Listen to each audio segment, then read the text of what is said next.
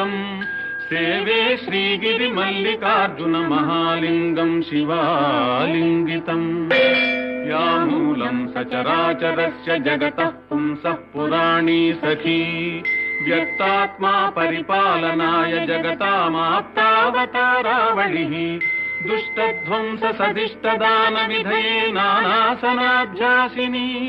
श्रीशैलाग्रनिवासिनी भवतु मे श्रेयस्करी भ्रामरी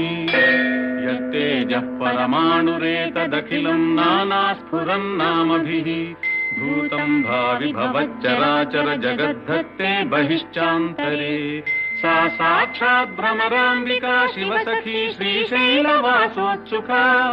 दिश्यादाश्रितलोककल्पलतिका श्रेयांसि भूयांसि नः